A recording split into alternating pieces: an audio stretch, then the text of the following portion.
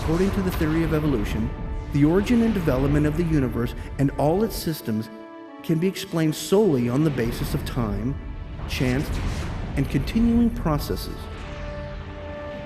All living things have arisen from a single-celled organism. A second and opposing worldview is the concept of creation.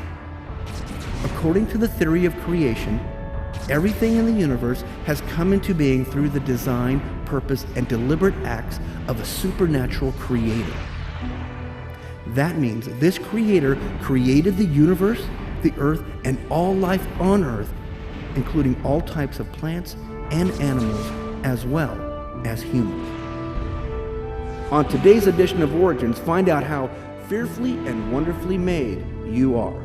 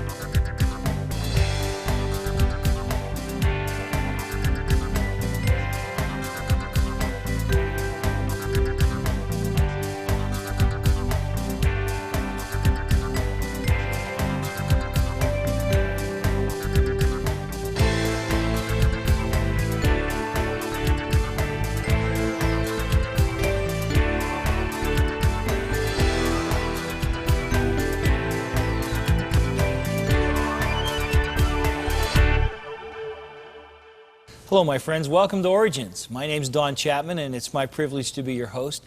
Origins is a forum where we take the evidence of science and use it to validate the truth of creation. We have with us back for part 2 of a wonderful show called Fearfully and Wonderfully Made, Dr. David Menton. And Dr. Menton, it was for many years a professor at the Medical School of Washington University in St. Louis, Missouri. And we've been talking with him about the whole process, the miraculous process of human birth. And I've just learned so much, and I hope you were able to be with us for part 1. But even if you weren't, part 2 is going to be full of information that I know God will use to bless you. Dr. Menton, welcome back. Thank you, Don. It's good to be here. I think we left that baby at about day 6 in the womb. Is that right? That's right. And one of the last things that you said was how important and how, I think you even used the word marvelous, the human placenta is. Can you tell us what it is and why it's so special? Well, you know, I think the placenta is the most underrated organ in the body. It does such a marvelous job for us, and when the baby's born, everybody's so excited about the baby, we just throw the placenta away. It's very friable, it breaks down very quickly, it has almost no lifespan to it at all. And yet that amazing organ has supported that baby in a way that few people recognize. You know, it's one of the most, if not the most important organ in our body. We wouldn't be here without it. And yet none of us had our own placenta in our own body. No, that's right. The placenta, when you think about it, is rather like this plug here. Okay. You know, this could be hooked up to a computer or one of our TV cameras here, and those computers or cameras would not work if they weren't plugged in. And you think when you plug them in, that's just a couple of holes in a wall. It can't amount to much, but there's an entire power plant. And that's what the placenta really is. It's like the entire power plant. It does so many things. And we'll see some of the things that it does as we look into the marvelous development of the placenta. Let me head up to our board here. I'm anxious to see what you have for us today. Well, in diagrammatic form here, we have a structure called the blastocyst. The blastocyst is a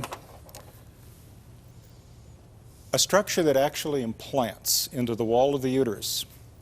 It does so at about 5-6 days after ovulation, and the baby just kind of waits for a while. Right in here, this part will be developing into the baby. Okay. But it has to wait until the plug-in and the power plant get set up. This is the wall of the uterus that you see over here on the right, and it has developed glands that make a sort of a fertile soil, if you will, into which this seed will implant. And there are many, many blood vessels in here. We see one right here. And these are blood vessels that are in the wall of the mother's uterus. Right away, we have a miracle on our hands.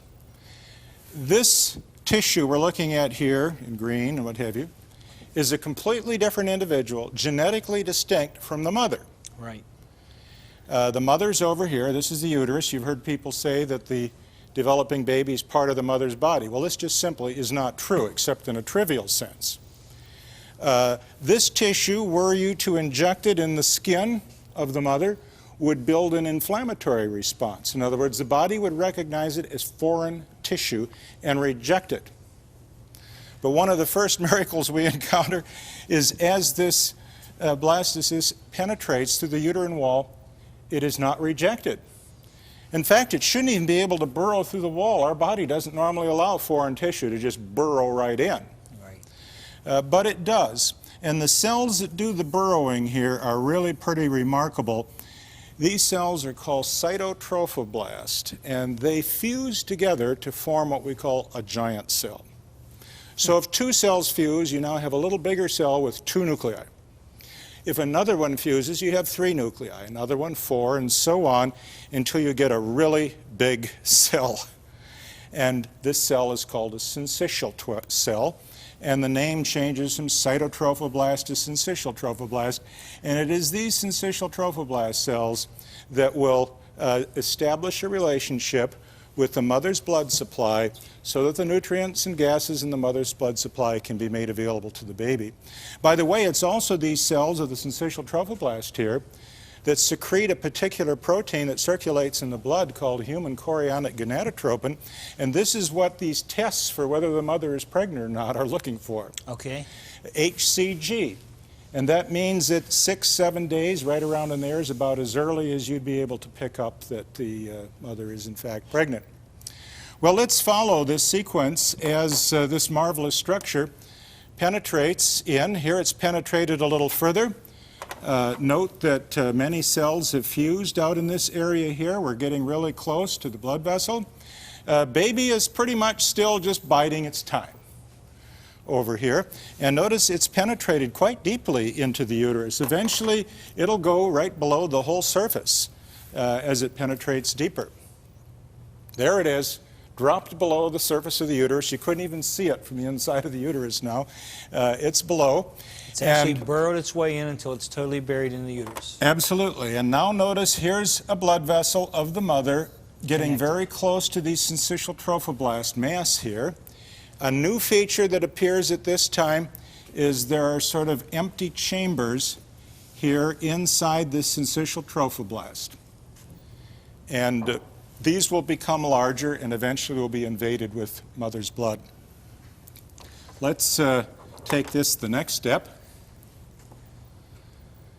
Now we see that the syncytial trophoblast has done something really extraordinary and risky.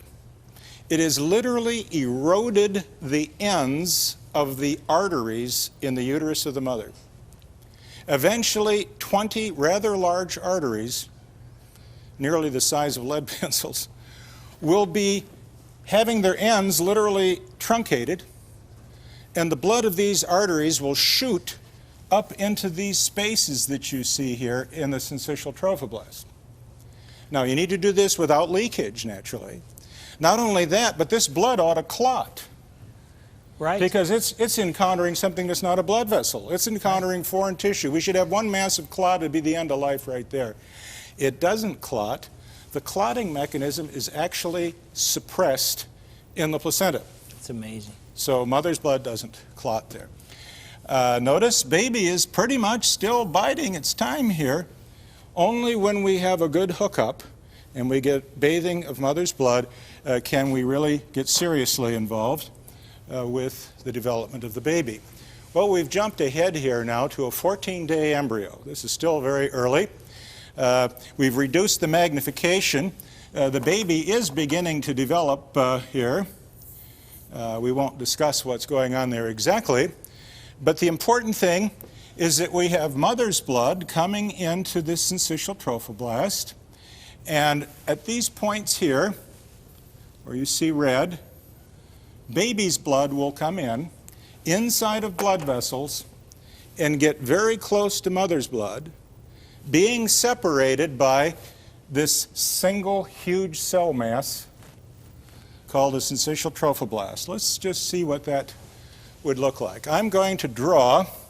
I'm not a great drawer, but we will try this. The baby is up here. The placenta will draw a line right across here, so blood vessels of the baby will come down to that.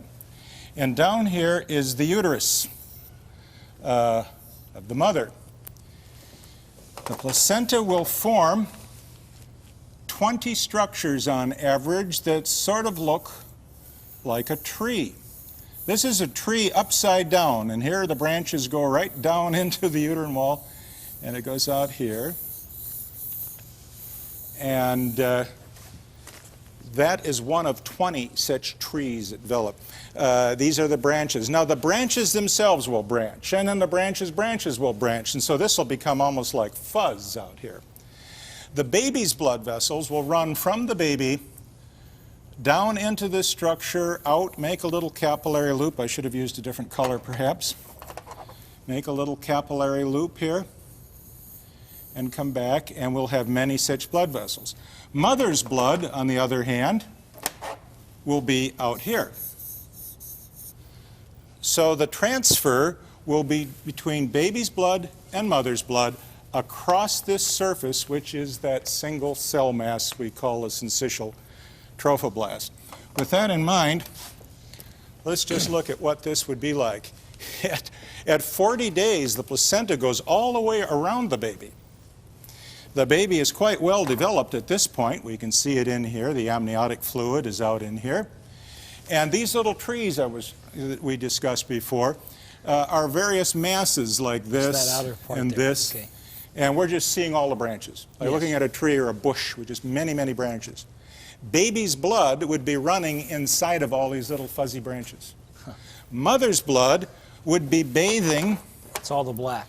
All this black area is mother's blood out here. So it can kind of filter down here among all the branches, right? All the way around. Now this is what we're going to do. We'll magnify that.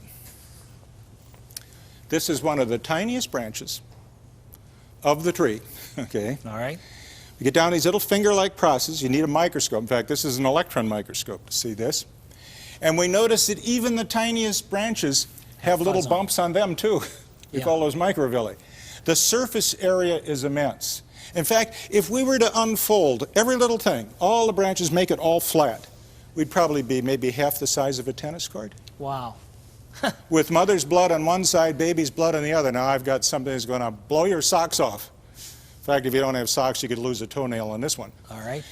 That entire surface is one cell. That's all those fuzzy spots. Everything. All that fuzz, if you straighten it out, it would be huge. It's like one a cell. Massive rug carpet. It's amazing. Is one cell. Now, millions and millions of nuclei in there. Okay. But one seamless cell. And all of the nutrients between mother and baby, all of the gases, everything, must go across this seamless cell. And they do so either passively by sort of soaking across, or they do so actively by having special pumps that pump them across. Let's just make an incision through this placental villus here. We're going to cut right there and see what it looks like on the inside. Out here is mother's blood. See, these are red blood cells out here. They belong to mom. All of these out here are mother's blood. But you see the red blood cells in here? Yes, sir.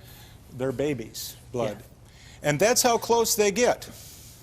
Notice mother's blood here, baby's blood here, and in between the two is this little barrier here, and that's the seamless syncytial trophoblast that lines the entire surface of the placenta.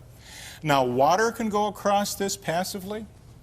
Sadly, alcohol can go across this passively. Yeah. That's why women who drink alcohol in large quantities when they're pregnant can actually have a baby born with fetal alcohol syndrome, because that alcohol goes right through into the baby, just like the baby were drinking it.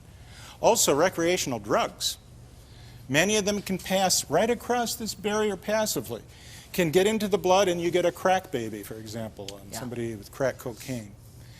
Other things do not go across passively. I mean, the oxygen from the mother's blood goes to the baby's blood. Okay. And the baby has a special hemoglobin with a high affinity for oxygen, higher than the mother's blood does. There have been cases where the mother has died of asphyxiation, but the baby in the womb survived because it could use the limited oxygen more efficiently than mom. So this is just one of these little placental villus, of which there's just millions. Now those can be two totally different blood types. Yes. And so that's all separated out too, because there's no mixing of the blood. It's not a mixing, it's a passing of nutrients and gases and things that are needed for life, but never the mixing. Now, for example, That's a baby amazing. needs iron to make this blood, right? Right. That iron comes from the mother's blood, just about like everything else does. To get the iron from the mother's blood to the baby's blood requires a special carrier protein, very, very complicated, that carries it across from one side to the other. And there are many, many other carrier proteins like this that are involved in getting nutrients from the mother's to the baby's blood. So the blood supply stays totally separate, but the nutrients and the needed materials pass over. That's right, back That's and amazing. forth. Absolutely. And you know, that placenta is doing everything. It's a kidney, it's a liver, it's an intestinal system, it's an endocrine system, it's all sorts of things to the mother, or to the baby. In fact, a baby can be born without kidneys, without a liver, without an intestinal tract, without a lung. In fact, most of these structures aren't functional anyway until the baby's born. The placenta does it all. So that one organ, the placenta, basically does everything that all of our organs do collectively once we're born. All the ones I mentioned, right. No wonder you're excited about the placenta. It's super organ. Now, I haven't told you the most incredible thing yet. This is almost beyond belief. When the baby's born, shortly thereafter, the placenta is ejected. And when the placenta is ejected, 20 major arteries going into this placenta are severed. Do you see a problem here? Yeah, the mother could bleed to death. Yeah, let's add to that problem. Remember what I said? The blood clotting mechanism is suppressed in the mother's uterus at this time. So we have basically 20 severed arteries in a hemophiliac. This pretty much ought to be the end of life right here. For the mother. Yeah. Yes. And of course, no more babies after this, because you couldn't have babies if you didn't have a solution. The solution obviously isn't clotting. It wouldn't work fast enough anyway. Each one of these places where the artery is severed when the placenta pulls away, there's a little muscular sphincter like a purse string that has a good sense to be on the mother's side, not on the baby's side, and it squeezes suddenly, clamping off all 20 arteries so that the net loss of blood is maybe a cupful in a normal delivery. So a mother develops these little, help me here, muscles? They are in the wall of the arteries of the mother, in the uterus, and they stay open, thank the Lord, until the uterus unplugs. It's been said that's the largest wound any human being ever gets and lives to tell the story, and that's the removal of the placenta from the uterine wall. And they all just clamp down, and if this were not so, the end of life. Dr. Menton, you never cease to amaze me. We've got to take a break right now. Don't you go anywhere. We'll be back in just a minute to finish this incredible story of a journey we've all taken, the journey of birth, and how God has made us so marvelously. Don't go away. We'll be right back. Creation versus evolution. You weigh the evidence. Eve, the mother of all, her DNA is remarkable. Over recent years, scientists have conducted a lot of research on DNA that's found in the mitochondria of a cell. Now, this DNA is only inherited through females. By comparing mutation or mistakes in the DNA of people worldwide, scientists came to a startling conclusion. It looks as if all people living today are descended from one woman. With the latest mutation data, the ancestral mother of all lived a mere 6,000 years ago.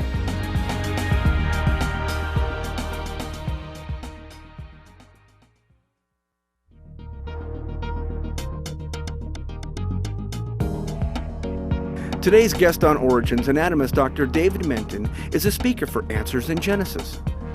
Audiences enjoy his well-illustrated presentations on a variety of fascinating topics. Many of these lectures are available on DVD.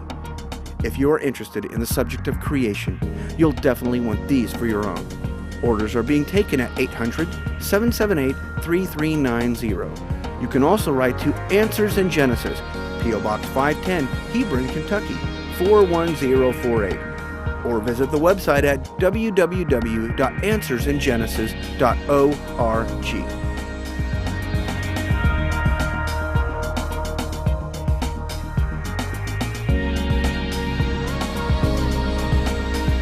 We're back with Dr. David Menton, and we've been looking at how fearfully and wonderfully made we are.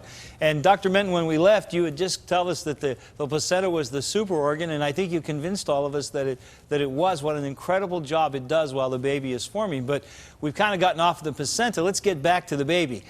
Well, here's a baby that is at the 7th week. Here's a 7-week fetus. You can see still attached to the vessels that go to the placenta. Look You can see the little fingers and toes and the eyes and the ear. Love it. And this is only the 7th week. Right. Well, I'm going to jump all the way to the end here. Here's a baby in position for childbirth at full term, 9 months. Head down, ready to go. You can see the cord going to the placenta there. And Don, we run into another problem right here, and we're going to need another miracle.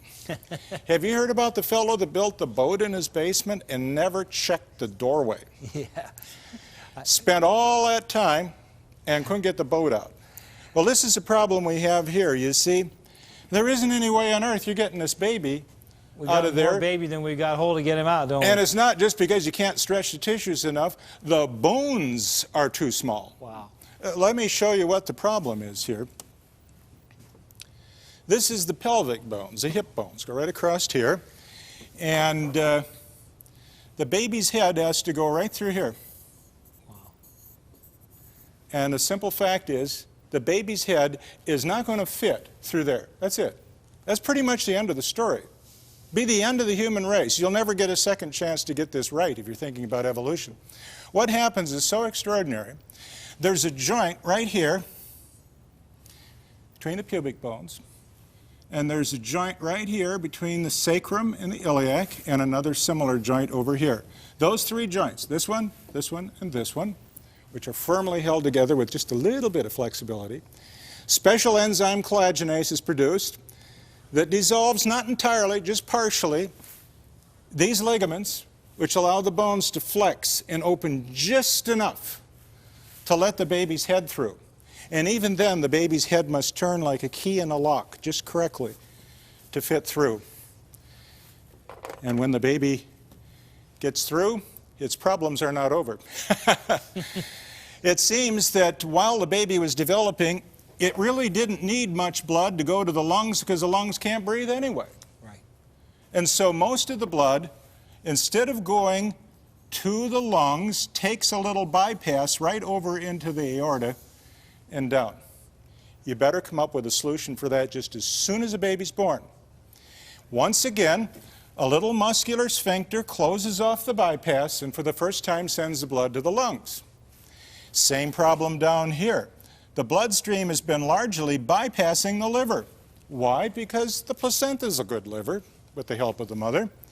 But as soon as a baby's born, you must instantaneously at some point divert the blood from the bypass to go through the liver for the first time in quantity. And all of this happens through a rather amazing change in the blood circulation so that we have circulation in the lungs, circulation in the liver, and it all happens almost instantaneously. And without it, everything we've been talking about up until now would have been pretty much a waste of time. And we don't do any of that. God just does it. Absolutely. That's It's amazing. just God's work, and what can we say? It's God's doing. You know, I haven't had a chance to count how many times you used the word miracle in this lesson, but it truly is a cumulative miracle. It's a series of miracles from the very beginning. And thank you so much for the gift you've given us in this explanation. Friends, I hope that you have enjoyed as much as I have this awesome look into the work of God within a mother's womb to make each one of us. This is a miracle we've all experienced before we ever set feet in this world. And so I just pray that as you've watched the work of God in the making of the body, that it's touched your soul with a sense of awe for the greatness and the work of our God. I'd love to hear from you and see what you think of this marvelous material that Dr. Menton has shared with us. Will you write to me at Origins, Cornerstone Television, Wall, PA, 15148, or get a hold of us on the internet at originstv.org. You know, more than ever, as we wrap this show up today, I just want to remind you that it's God's view that He created you, and that should be your worldview too. God bless you until we see you next time.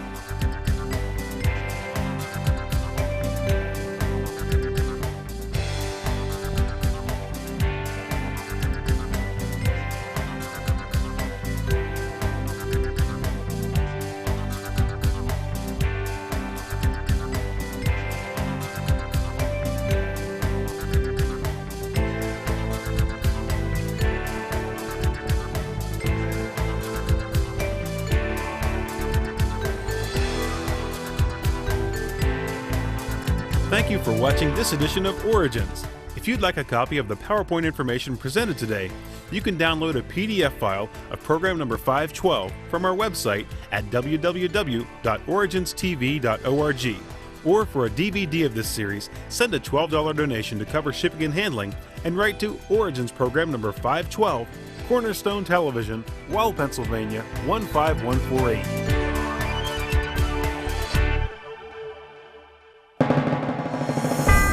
Origins is made possible by the faithful prayers and the financial support of you, our Cornerstone Television family.